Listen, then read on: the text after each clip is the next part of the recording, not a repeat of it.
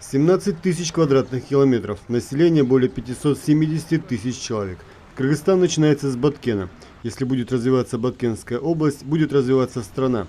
Именно такая задача, как отметили участники встречи, была обозначена приоритетом главой государства. Нам предстоит еще решить много задач на пути развития и становления Баткенской области. Как раз сегодняшнее мероприятие посвящено именно обсуждению, акцентированию внимания донорских организаций на приоритетном направлении развития области. Нашим основным целью является обсуждение совместных усилий, обмен опытом, формулирование стратегических инициатив для скоординированного и целостного подхода, который приведет к устойчивому процветанию Баткенской области. На встрече, посвященной комплексному подходу к развитию Баткенской области, рассматривалось несколько ключевых задач. Повышение благосостояния и уровня жизни населения через развитие и поддержку сельского хозяйства, бизнеса, здравоохранения и образования, креативной и зеленой экономики, а также сферы туризма. Is aligned to the national priorities, the priorities of the Kyrgyz government, of the Batken Oblast. Программа развития ООН ведет свою деятельность в соответствии с целями устойчивого развития, долгосрочным текущим потребностям и нуждам страны.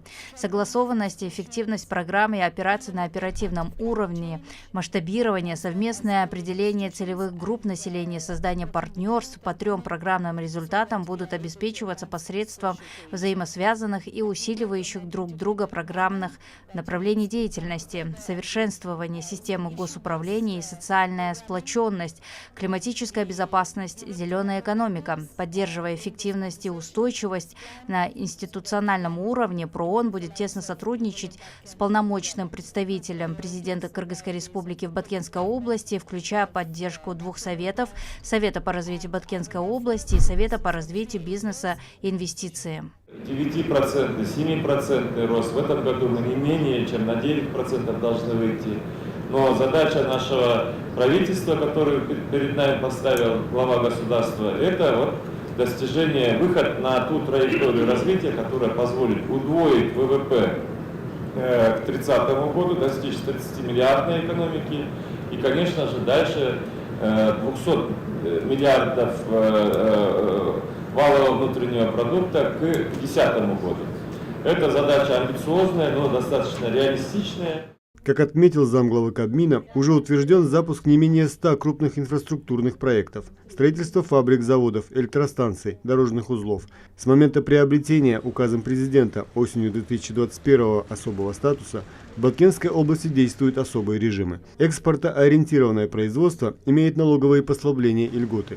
Преференции и освобождение от 4 видов налогов действуют в 62 приграничных населенных пунктах. Их список в ближайшее время будет расширен до 92. Особый инвестиционный режим предусматривает госгарантии со стороны Кабмина при инвестировании в область $1 миллиона, тогда как в других регионах страны такие гарантии выдаются при вложениях объемом не менее $3 миллионов. Из республиканского бюджета на реализацию программы развития Баткенской области выделяется 500 миллионов сомов ежегодно. На восстановление Баткенской области было выделено более 2,5 миллиарда сомов из республиканского бюджета. Наиболее пострадавшие села Капчага и Доступ Баткенского района не только восстановлены, но и отстроены заново. По словам представителей ПРООН, баткенское предложение отражает переход к портфельному подходу и комплексным решениям в области развития в рамках страновой программы. Развитие Баткенской области через многие проекты ПРООН поддерживает с 2012 года. Более системный интегрированный подход, как отметили присутствующие, поможет в реализации национальных приоритетов ускоренного и устойчивого развития.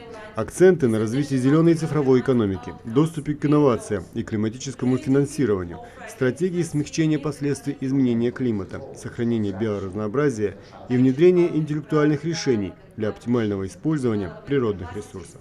Болт Исаев, Бексултан Курманбеков, Алто 24.